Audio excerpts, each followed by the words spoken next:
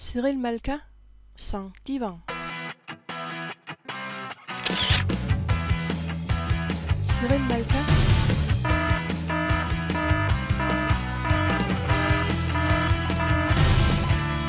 Cyril Malka,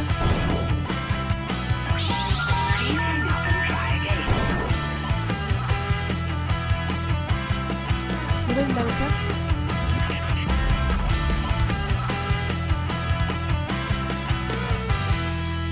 sans divan. Bonsoir ou bonjour, ça dépend un petit peu de là où vous vous trouvez dans le monde. Aujourd'hui, on va parler, ou plutôt je vais parler, vous pouvez parler aussi, vous pouvez poser des questions, de l'enfant HP ou de l'enfant qui a un quotient intellectuel élevé, plus élevé que la moyenne. Alors, comme de ma bonne habitude, je vais commencer par bousculer un petit peu les quilles et on va mettre un petit peu les situations, on va les remettre en place, dira-t-on. Alors, avant tout, je me présente pour ceux qui ne me connaissent pas ou qui ne me connaissent pas encore. Je m'appelle donc Cyril Malka, je suis psy cognitif et comportemental et hypnothérapeute. Et vous pouvez trouver toutes les informations sur moi sur mon site internet principal qui est malka.fr. Là, il y a un point qui s'appelle « Qui et où est Cyril Malka ?»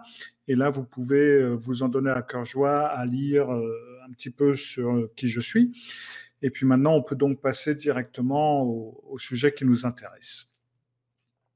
Alors, le quotient intellectuel, il est calculé par divers tests et il peut y avoir certaines différences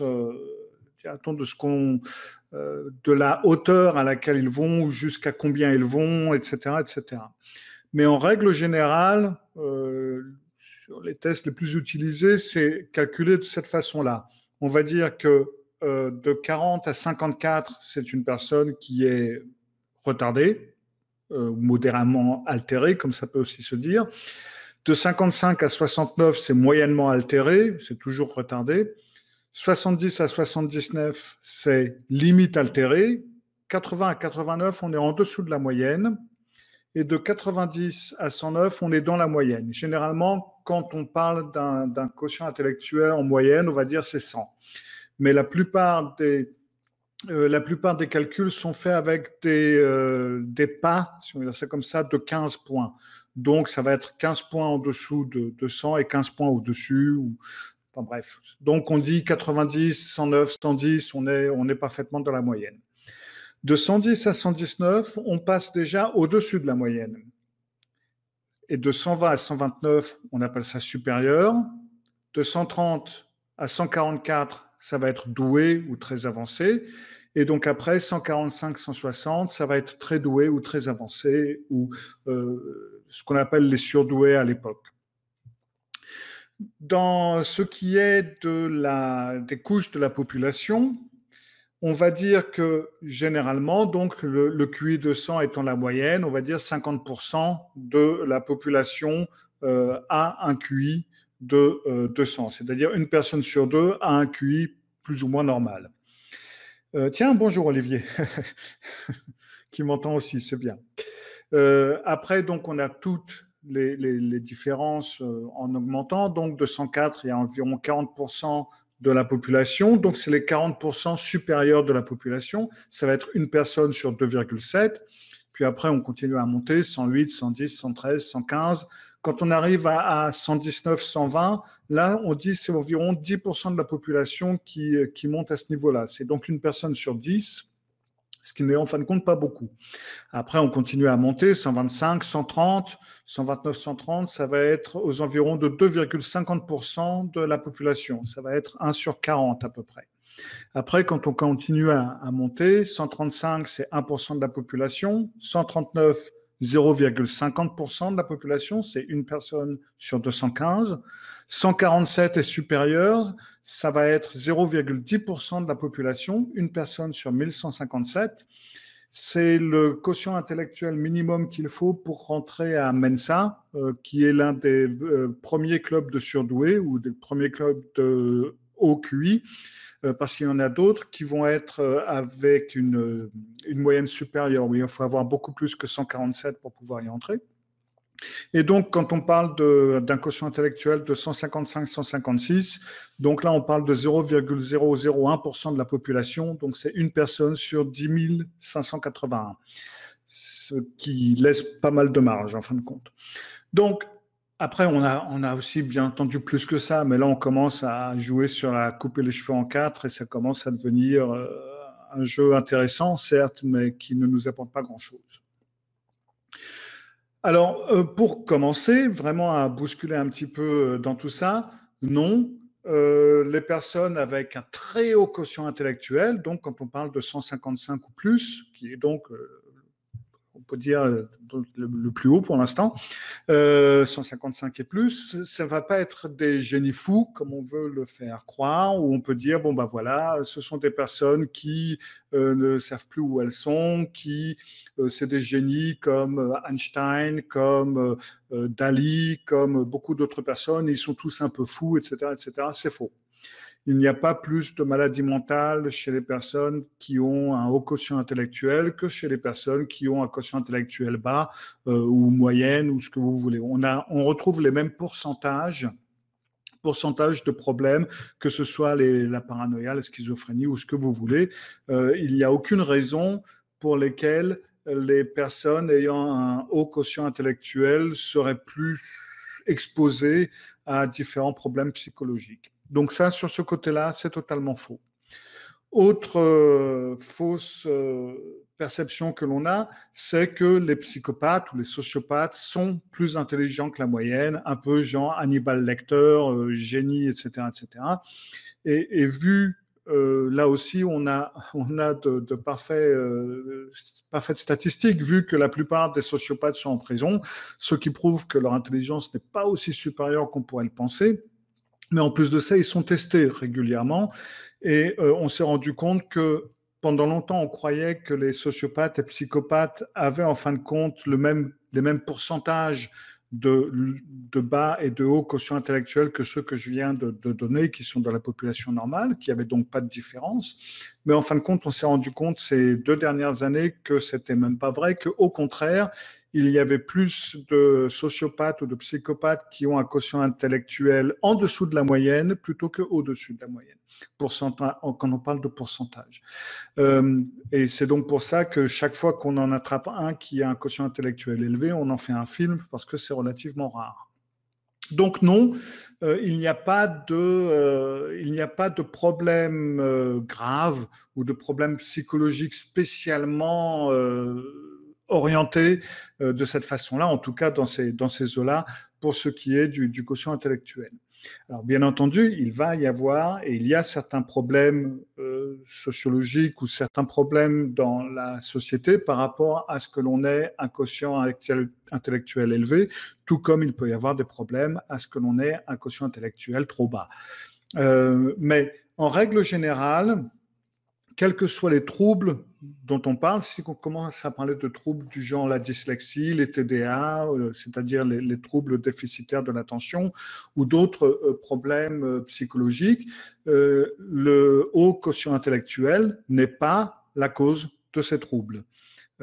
Ça, c'est sûr et certain. Mais d'un autre côté, le haut quotient intellectuel ne protège pas non plus l'individu. C'est pas parce qu'on a un QI élevé que l'on va être protégé de certains autres troubles qui peuvent arriver.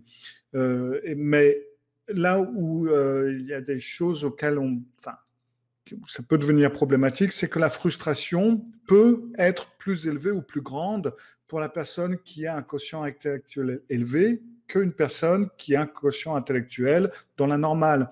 Parce que si on parle d'un enfant, par exemple, le gosse va parfaitement voir qu'il est capable, il va savoir dans sa tête qu'il est capable de comprendre certaines choses, mais qu'il ne peut pas les dire, qu'il ne peut pas les exprimer ou qu'il peut avoir un problème à côté.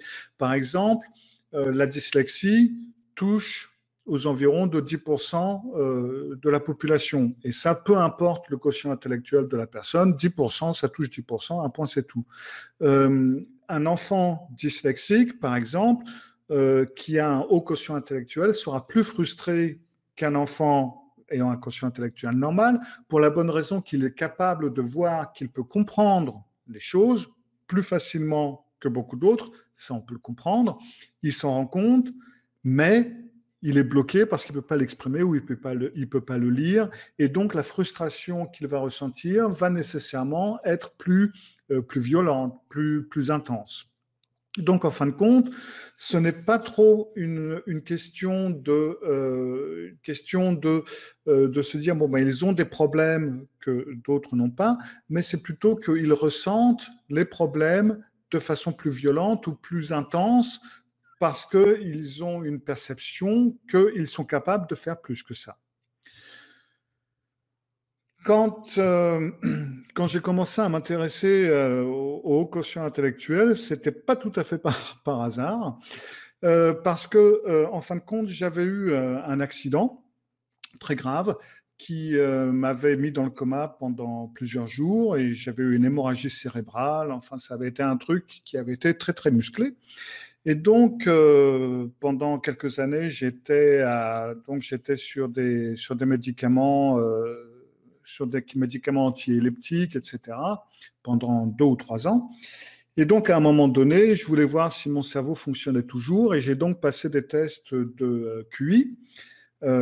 Et donc, là, il s'est avéré que j'avais un QI de plus de 155. Il n'y avait pas de calcul parce que je l'ai passé à Mensa Danemark à l'époque.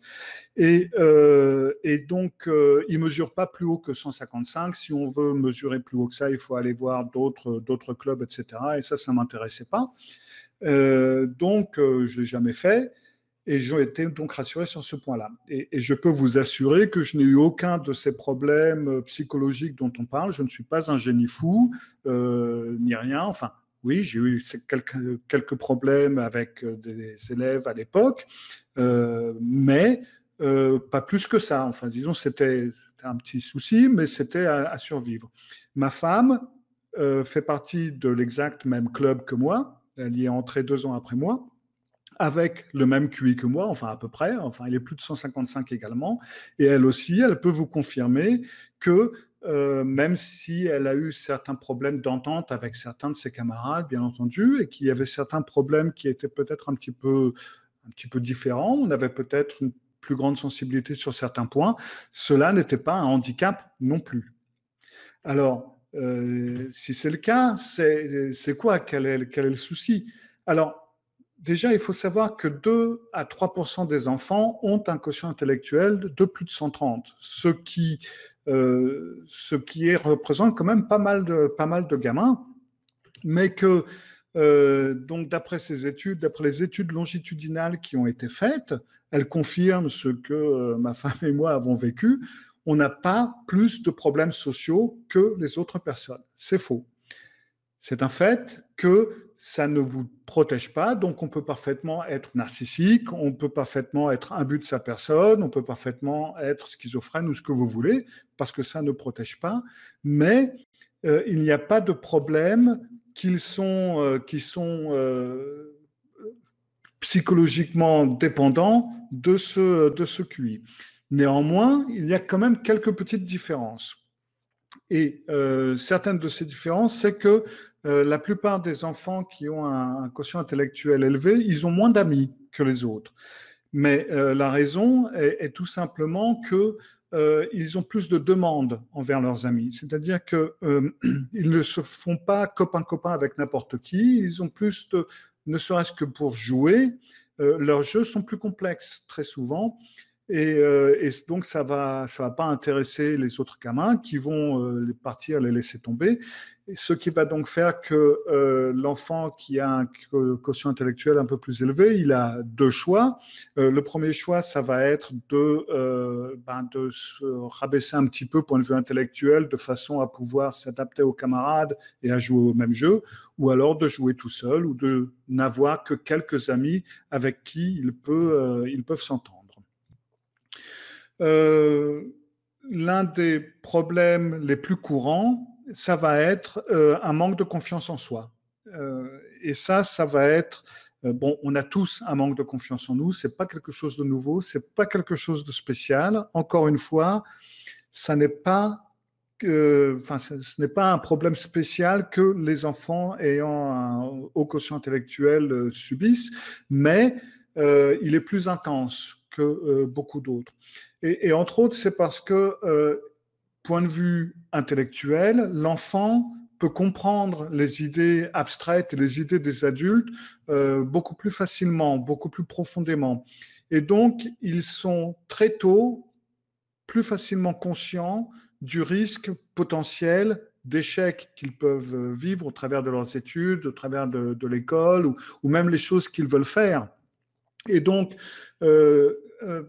très souvent, quand on se bloque, psychologiquement parlant, dans un projet, quel qu'il soit, c'est parce qu'on a une idée dans la tête, on a une idée un petit peu perfectionniste, et quand on voit l'idée de ce qu'on doit faire, de ce que l'on doit pouvoir faire pour pouvoir arriver à ce but, on se dit, mais ça, j'y arriverai jamais, ça ne sera pas possible, et donc on bloque, et puis ce qui fait qu'on peut procrastiner. Et c'est exactement le cas avec l'enfant HP, mais c'est un peu plus profond parce que il peut voir et il peut décomposer les possibilités d'échec à une plus grande échelle que l'enfant qui a un quotient intellectuel normal. C'est-à-dire que lui, il va vraiment voir toutes les phases de l'échec et toutes les phases possibles de l'échec parce que justement, il peut avoir une vue globale beaucoup plus précise. Ce qui fait qu'il aura plus d'excuses, si on veut dire ça comme ça, plus de possibilités de se dire mais ça, je ne pourrai jamais parce que je ne pourrai jamais faire tout ça. Et donc, ça met un risque que l'enfant donc entre vraiment dans cette idée du perfectionnisme et puis tout simplement soit totalement bloqué. De plus, ce sont des enfants qui peuvent avoir des problèmes à l'école, bizarrement, et ce pour plusieurs raisons. Et l'une des raisons, je parlerai des autres d'ici un instant, et l'une des raisons, c'est que ça va être des enfants qui... Alors là, on parle d'un enfant qui a un quotient intellectuel élevé, mais qui n'a pas de problème autre, si on veut dire ça comme ça, c'est-à-dire qu'il n'est ni dyslexique, il n'a pas de problème de TDA, enfin bref, sur les autres plans, rien ne l'empêche de se développer à son rythme. Et en fin de compte, il risque d'y avoir un souci, parce que quand on a un haut quotient intellectuel, on comprend les choses extrêmement rapidement. C'est l'une des choses, c'est l'une des qualités que l'on a. En l'espace de quelques secondes, il va comprendre très facilement quelque chose qui peut prendre plusieurs minutes ou plusieurs heures à expliquer à d'autres personnes.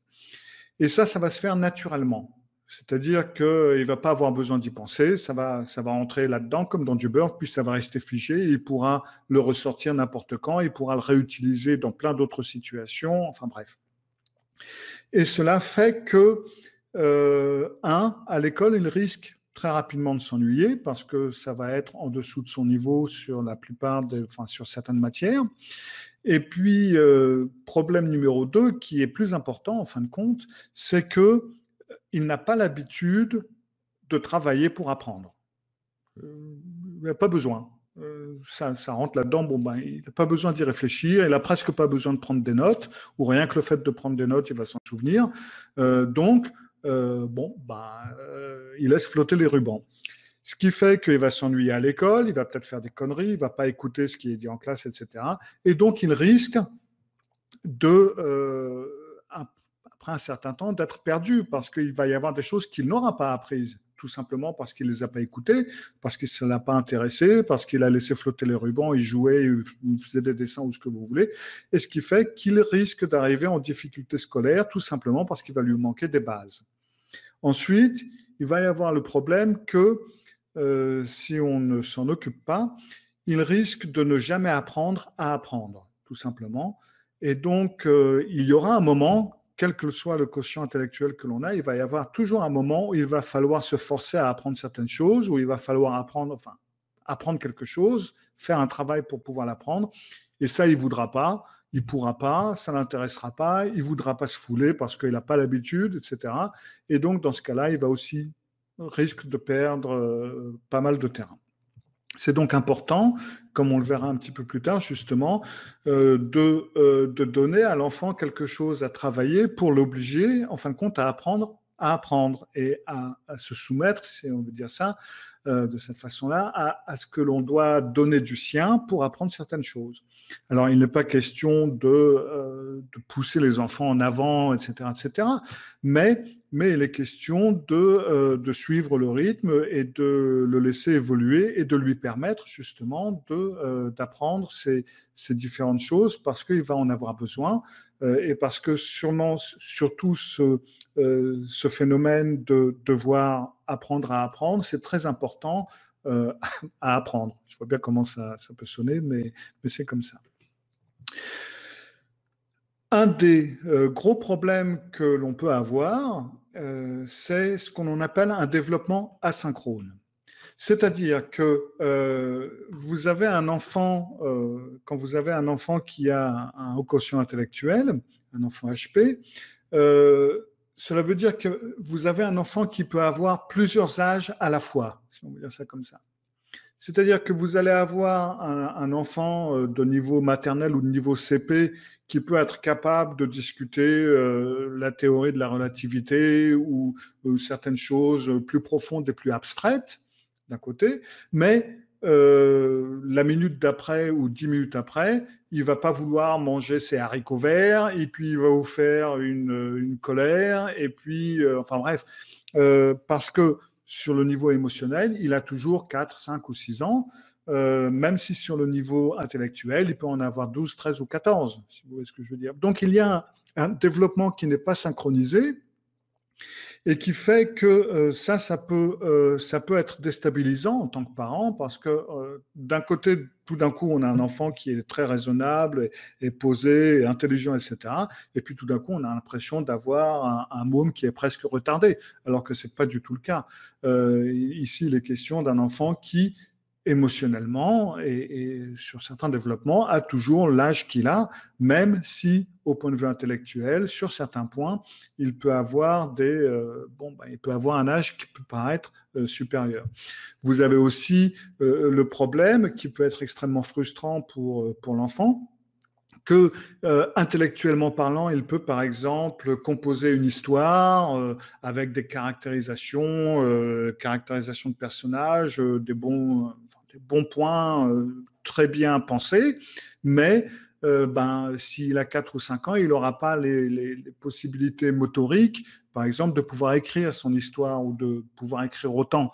Et donc, là aussi, ça va être extrêmement frustrant pour lui et ça peut le rendre un petit peu plus renfermé et se dire qu'en fin de compte, ben non, il ne peut pas. Et puis, ça va lui faire perdre confiance en lui, tout simplement. Lorsque l'on a un enfant HP, ça demande quand même certains... un enfant, c'est un challenge de toute façon. Il y a toujours des choses à penser, etc. Mais pour l'enfant HP, ça représente quand même il a besoin de plus de stimulation intellectuelle. La plupart des familles, la plupart du temps, on va pouvoir répondre de façon adéquate à ce problème-là tant que l'enfant est relativement en bas âge. Après, commence la vie à l'école et beaucoup d'autres choses. Et là, du fait où on a une ségrégation par l'âge, les choses deviennent plus compliquées et le problème devient plus apparent. Et puis donc, c'est là où il faut prendre en compte ce qu'on appelle la théorie de la tulipe haute, c'est-à-dire que dans un champ de tulipes, où vous avez toutes les tulipes de la même taille, et puis alors s'il y a une tulipe qui pousse plus haut que les autres, et ben on lui coupe la tête pour qu'elle descende au niveau des autres. Et c'est malheureusement dans beaucoup de cas, dans les écoles qu'on a autour, oui, on veut pas trop qu'il y en ait un qui sorte un petit peu trop du lot et qui se la pète, etc. Et donc ça mène à certaines difficultés parce que là le problème devient apparent et il est plus facile de dire que mon enfant a une déficience plutôt que de dire ben, mon enfant, il a un quotient intellectuel élevé et donc il va falloir travailler avec certaines choses. Et donc là, si on avait des doutes par rapport au quotient intellectuel du gamin, c'est généralement à l'entrée à l'école où là, on peut se rendre compte qu'il y a vraiment, oui, il y a un grand pas, quoi. Il y a quelque chose qui ne va pas. Et donc, dans ce cas, on va être obligé de saisir les profs. Et ça peut être compliqué. Ça dépend du pays dans lequel vous habitez, et comment les choses sont prises. Mais dans certains cas, ça peut être extrêmement compliqué, même si vous venez avec des papiers qui vous prouvent que le chérubin, il a un quotient intellectuel de 145, vous allez toujours avoir des enseignants qui vont vous dire, oui, bon, ben non, moi, j'y crois pas de toute façon, tous les enfants sont pareils, tous les enfants sont intelligents, et ça commence à poser, enfin, ça risque de vous poser certains problèmes. On a remarqué, surtout ces derniers temps, ces dernières années, que on a une tendance à placer la barre de plus en plus bas, on nivelle par le bas, comme on dit, et ça pose un problème encore plus important si votre enfant a un quotient intellectuel élevé, parce que les choses deviennent plus compliquées. Au Danemark, j'ai lu une étude il y a, je crois que c'était l'année dernière, où on testait régulièrement les quotients intellectuels des enfants dans une classe de 5e, je crois, dans les classes de 5e ou 6e, je ne me souviens plus. Et on s'est rendu compte que la moyenne tombait, tout simplement. Ces dernières années, la moyenne des quotients intellectuels au Danemark, dans les écoles, il a tombé. Il était de 105 ou 106 il y a quelques années, et l'année dernière, il était tombé à 98. Ça représente quand même beaucoup. Là, on est quand même en dessous de la moyenne, on est en dessous de 100. On commence à aller un petit peu trop vers le bas. Donc, bien entendu, ce qui était compliqué auparavant peut être plus compliqué aujourd'hui. Tout dépend du quartier dans lequel vous vivez, dans le pays, dans la ville, enfin bref. Après, ça dépend de la société dans laquelle vous évoluez. Autre petit problème qui peut être ah oui, là j'allais sauter une étape. Bah oui, alors donc les choses possibles à faire. Donc quand vous avez, surtout si vous avez l'enseignant qui vous dit bon bah tous les enfants sont pareils, moi je veux pas de différence, c'est que ça va être à vous d'essayer d'enrichir et d'améliorer le programme scolaire en fin de compte. Alors dans certains cas, vous pouvez faire sauter une classe à l'enfant ou vous pouvez le faire entrer à l'école plus jeune, à un âge plus jeune. Je sais qu'au Danemark, en tout cas, quand mes enfants étaient petits, c'était pas possible, tout simplement. L'âge, c'est l'âge, on peut pas les faire entrer plus jeunes, c'était parfaitement impossible. Mais dans certains pays, peut-être dans certaines villes, où il y a peut-être certains clubs ou autres où vous pouvez éventuellement les utiliser. On peut utiliser une accélération dans une ou plusieurs matières. Ça, il faut que le prof ou que l'enseignant soit d'accord. Généralement, le plus souvent, l'accélération, ça va être utilisé ou dans les langues ou dans les maths. On a rarement besoin d'accélération en géographie, histoire ou ce que vous voulez. Mais dans ces deux matières-là, il peut y avoir des cas où on peut dire bon, ben là, il nous faut une accélération sur le français ou il nous faut une accélération sur les maths, de façon à ce que l'enfant ait suffisamment pour se développer, tout simplement. Après, le reste, les autres matières, ça peut rester comme tel quel, ça, c'est pas un souci. Mais donc, dans ces matières-là, comptez essayer de donner une accélération. Ça peut être des rédactions supplémentaires, ça peut être lire des livres supplémentaires, ça peut être des problèmes supplémentaires, des problèmes autres, enfin bref, ça peut être quelque chose dans ce genre-là. À ce propos, soyez attentifs à ce que l'on peut appeler le différenciement justement des tests et des tests de QI.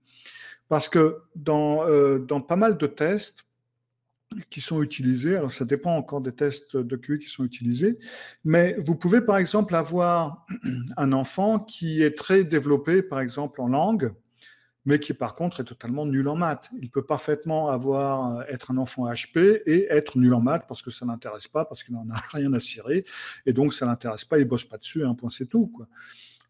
Et donc, si vous passez des tests de QI qui sont un petit peu larges, il risque d'avoir de bons résultats sur le côté langue et français, bien entendu, et donc, par contre, un mauvais résultat dans les maths, ce qui fait que ou dans les problèmes plus logiques. Ce qui fait que les résultats vont vous donner, bon, ben, votre gamin, il a la moyenne, il a 105 en quotient intellectuel, alors qu'en fait, il est très développé dans un des points et beaucoup moins dans l'autre. Et alors là, j'ai une question d'Olivier. Est-ce qu'un enfant avec des troubles de l'attention et de positionnement dans l'espace peut être un enfant HP? Oui, tout à fait. C'est exactement l'une des situations relativement courantes. Alors, les troubles de l'attention sont des troubles de l'attention et ça peut arriver à n'importe qui. Et pour tout vous dire, bah, ma femme, elle a des troubles de l'attention et pourtant elle est HP. Cela n'a rien à voir l'une avec l'autre. Et oui, le positionnement dans l'espace, ça peut être dépendant justement des troubles de l'attention, où on a une plus mauvaise motorique et ça peut aussi donner des problèmes aussi dans la compréhension de positionnement. Et si la logique du gamin est plutôt dans une certaine fois, enfin, toutes les logiques ne se valent pas. Je sais que quand on prend des tests de logique, il y a différentes sortes de logique et on peut parfaitement être HP dans une sorte de logique et dans l'autre, par exemple, pas y comprendre grand-chose. Et donc, dans ce cas, oui, on peut parfaitement avoir un très haut quotient intellectuel, mais avoir un mauvais positionnement dans l'espace. Et oui, Diana, on peut avoir aussi une mauvaise perception dans l'espace. Là aussi, attention, parce qu'on sait que les hommes ont une meilleure perception du trois-dimensionnel et de l'espace que les femmes. C'est pas une question d'être sexiste. Je sais pas sur les 72 autres sexes ou genres dont on parle, mais en tout cas, hommes et femmes, il y a une différence. C'est pour ça qu'il est plus difficile pour les femmes, généralement, de faire une marche arrière avec leur véhicule. C'est une question de perception de l'espace. Donc ça, vous pourrez, si quelqu'un se moque de vous, ben, vous pourrez lui dire, bon, écoute, mon pote, c'est génétique. Et alors, ouais. Mais oui, on peut parfaitement donc avoir de très bons résultats dans certains domaines et donc de beaucoup moins bons dans d'autres, ou avoir donc, oui, des TDA, des troubles de la perception et aussi une hyperactivité. L'un n'empêche pas l'autre. Donc, pour l'enfant, donc, essayez de voir si vous pouvez, parce que la plupart des profs, je pense que si vous tournez bien la chose, vous pouvez leur faire accélérer certaines choses, surtout pour ce qui est maths et ce qui est français. Je me souviens d'une école qu'on avait au Danemark qui s'appelait Landbrugsskolen, ça veut dire l'école du village. Et dans les matières danois, donc, et mathématiques, l'entrée était plus libre. C'est-à-dire que les enfants étaient placés par niveau et pas par âge dans ces deux matières-là. Tout le reste du programme scolaire était correspondant à leur âge et à leur classe, donc histoire, géographie, dessin, etc.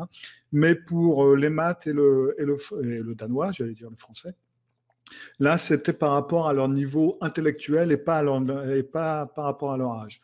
S'il y a des écoles qui travaillent d'après ce principe dans le pays ou dans les villes où vous habitez, ça serait peut-être une possibilité.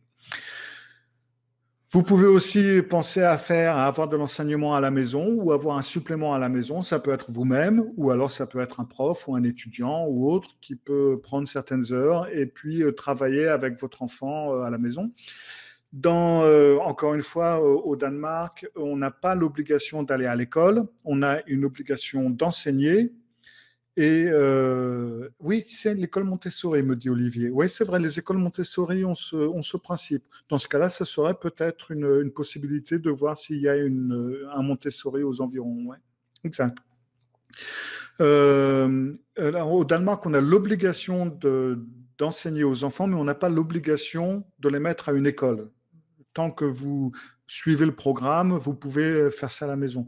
Maintenant, je crois qu'en France, on a une obligation d'aller à l'école. Ce n'est pas suffisant d'enseigner à la maison. Donc, après, il faut voir ça par rapport au pays où vous habitez. Et dans ce cas-là, donc, ou s'il n'y a pas d'école Montessori aux environs, comptez avoir un supplément tout simplement à la maison, que ce soit un étudiant ou un prof qui veut faire des heures supplémentaires. Donc vous avez donc entré dans une école spécialisée qui est également une possibilité. Et puis donc, soyez attentifs au changement. Alors, pour beaucoup d'enfants HP, Olivier me dit l'école n'est pas obligatoire selon la loi en France. Ah, ok, super, très bien. L'instruction est obligatoire. Voilà, ok. Donc c'est la même chose qu'au Danemark. Donc à la limite, si vous pouvez trouver des profs pour faire des suppléments dans les matières que vous ne pouvez pas enseigner ou suivre un programme autre, ben faites-le. Vous pouvez toujours avoir la vie sociale de l'enfant sur des à côté. Au lieu de l'avoir à l'école, il l'aura dans des clubs, des clubs d'intérêt ou autre chose. Enfin, je veux dire, après il y a sûrement d'autres possibilités de rencontrer des gens qu'à l'école. De toute façon, il faudra compter que votre enfant aura certaines demandes justement avec à leurs amis, à leurs copains et à leurs jeux. Donc, de toute façon, ça va être nécessaire. Et soyez donc attentifs au changement parce qu'il se peut que l'enfant évolue extrêmement vite et puis arrive un moment où il va plafonner, peut-être même redescendre un petit peu et peut-être s'intéresser à autre chose. Donc, dans ce cas-là, ne le poussez pas exactement. Si vous dites, bon, bah, tu as toujours aimé les maths, pourquoi tu n'aimes pas les maths? Il y a quelque chose qui ne va pas, on va t'amener chez le psy, on va te mettre des électrochocs. Enfin bref, non, bon, bah, dans ce cas-là, voyez le changement, suivez un petit peu le truc, et puis, bon, bah, s'il plafonne, il plafonne, et c'est bien comme ça. Si il a d'autres intérêts tout d'un coup, bah, c'est parce qu'il trouve qu'il a fait un peu le tour, etc. Bah, allez à autre chose et suivez le changement. Enfin, dernière chose, et ça peut être un problème, c'est que ça peut avoir un impact sur votre vie de famille. Pas trop parce que l'enfant aura des problèmes spéciaux, parce que c'est pas vraiment le cas, mais parce que il y a beaucoup de choses que vous n'allez pas pouvoir partager avec des amis, avec des collègues, enfin, je veux dire, essayez de vous imaginer un groupe de mamans qui sont en train de parler de leurs enfants. Ah bah oui, il y a mon petit Robert qui est très bien, il a pu mettre le petit rond dans le rond, etc. Et vous ne voyez pas dire, bah oui, il y a notre enfant, Frédéric, il vient de résoudre sa première équation à 3 inconnus. On était content. Enfin, vous voyez, enfin, il y a des choses dont vous aurez du mal à parler, vous aurez du mal à communiquer. Essayez de trouver le QI peut-il baisser en cas de stress comme le fait d'avoir un père PN? PN, donc je suppose que c'est sociopathe que vous voulez dire.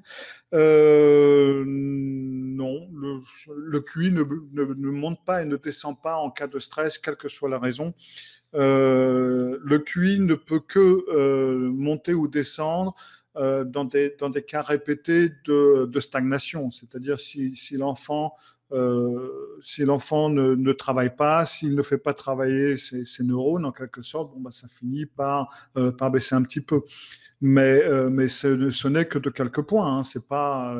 Vous n'allez pas avoir un enfant avec un QI de 145 et puis après 3 mois sans lire, il va tomber à 85.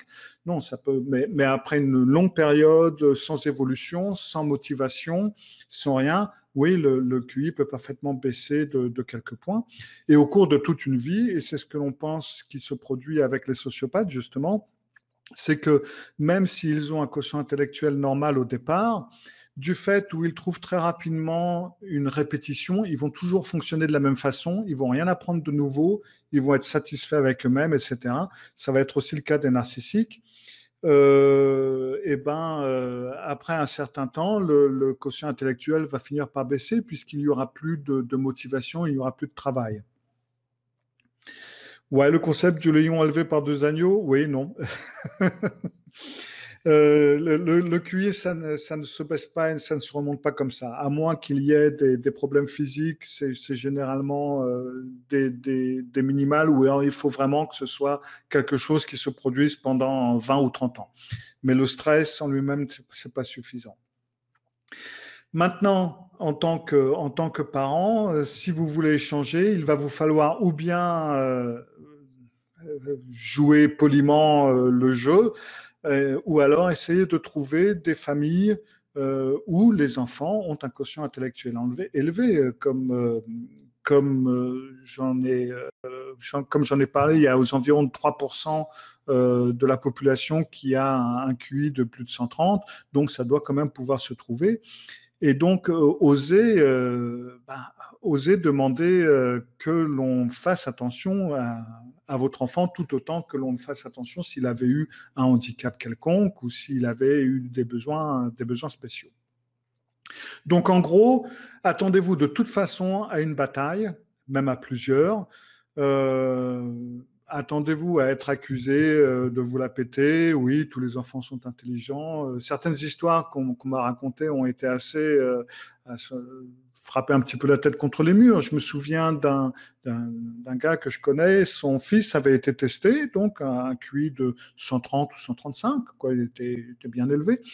Et puis, il a parlé à un autre psy ou à une autre psy par rapport à autre chose, et donc, il lui a dit à cette fameuse psy que oui, mon fils a été testé avec un QI de 130 ou de 135.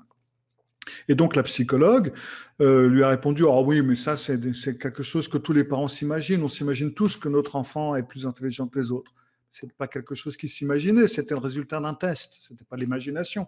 Et c'était une professionnelle en plus, ou prétendue professionnelle. Donc attendez-vous à ce genre de réflexion. Bon, oui, j'y crois pas, on est tous pareils, etc. Et c'est à vous d'apprendre à le laisser rebondir sur vous, et surtout apprenez à votre gamin à laisser ce genre de choses rebondir sur lui ou sur elle également, et d'assumer pleinement son quotient intellectuel élevé. C'est un bon truc, c'est sympa, c'est bien de pouvoir apprendre facilement. Il n'y a pas de raison de s'en cacher, il n'y a pas de raison d'en avoir honte. Oui, apprenez-lui à assumer, que ce soit un garçon et surtout si c'est une fille, parce que les filles sont élevées avec encore plus de problèmes. Vous pouvez voir mon webinaire que j'avais fait sur femmes intelligentes, femmes célibataires, qui parle justement de ça. Donc, je ne vais pas en reparler ici. Mais les filles sont plus souvent confrontées à une espèce de ségression où il faut vraiment sois belle et tais-toi, en quelque sorte. Donc, c'est encore plus compliqué. Mais ça, je l'ai déjà fait. Voilà, c'était à peu près ce que j'avais à dire sur... Bon, il y a encore beaucoup de choses à dire, mais je ne peux pas y passer la soirée non plus. Là, je peux voir que j'ai parlé 40 minutes, ce qui est beaucoup plus long que ce que je m'autorise à dire en règle générale. Je préfère garder ça en dessous d'une demi-heure pour ne pas fatiguer mon auditoire. Donc, je vais m'arrêter là pour aujourd'hui. Merci d'être venu, c'était sympa, et merci de toutes les bonnes questions. Et puis, je vous dis à d'ici une quinzaine de jours pour un autre webinaire podcast. Si vous voulez que je traite d'une question bien spécifique, écoutez, mon adresse email, c'est cyril@malka.fr. Vous avez qu'à m'envoyer un petit mail et puis je verrai ce que je peux faire pour vous. Merci Cyril, très enrichissant, me dit Diana. Merci, ça me fait plaisir de vous avoir fait plaisir. Je vous dis à bientôt pour un autre podcast. Au revoir. Cyril Malka, sans divan.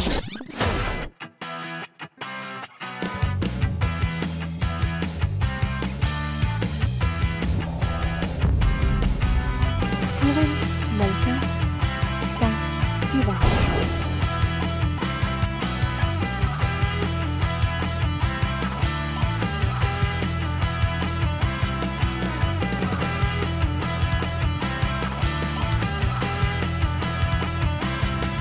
Cyril Malka, sans divan.